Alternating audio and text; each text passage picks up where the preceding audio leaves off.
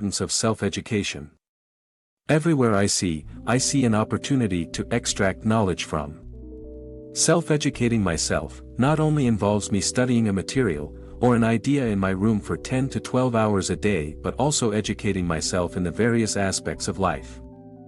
For example, taking the initiative to communicate well, to become a better speaker, approaching people with good communication skills is just one of the many things I consider as self-education. Self-directed learning has existed even from classical antiquity. For example, self-study played an important part in the lives of such Greek philosophers as Socrates, Plato, and Aristotle. Other historical examples of self-directed learners included Alexander the Great, Caesar, Erasmus, and Descartes. The role of self-education naturally increases in adults, for the potential possibilities of the personality are extremely great, and the former world outlook will make it possible to develop one's abilities more successfully, systematically, and comprehensively. This is especially true since life does not stand still and society is developing scientifically and technically. Anyone who does not engage in self-education, voluntarily or not, lags behind the demands of the time. Ruvinsky. Another example of self-learning is learning a new language. Learning a new language seems like an impossible task in the beginning. A plethora of words all being dumped on your head, having no idea what matters, the inability to create the sound you want to create, can be the reasons why people give up learning it after a week. I too tried to learn German, because I wanted to pursue my higher studies in Germany. I faced the same obstacles. I had never tried self-learning before and I got to experience failure firsthand.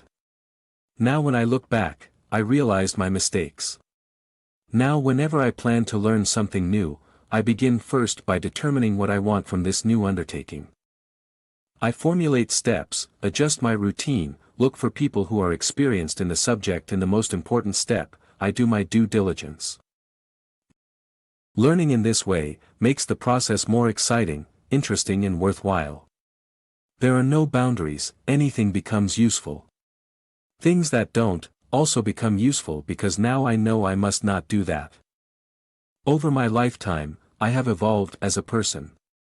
It was when I completed my schooling and got accepted into a university, I saw the vast difference between who I used to be and who I am now. Every now and then, I used to go back home and I felt more mature, every time I went. Reading became a habit.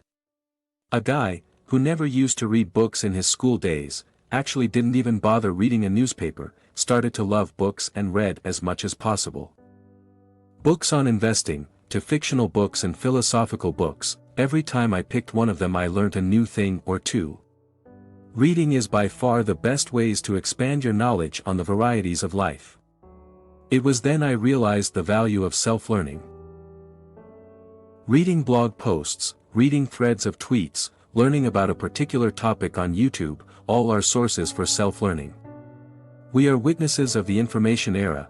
It would be a waste if we are unable to take advantage of the sea of knowledge that is floating every day out there for 24/7, 365 days. If you also believe that self-learning is the way, there are a couple of things you can do to make it much more interesting.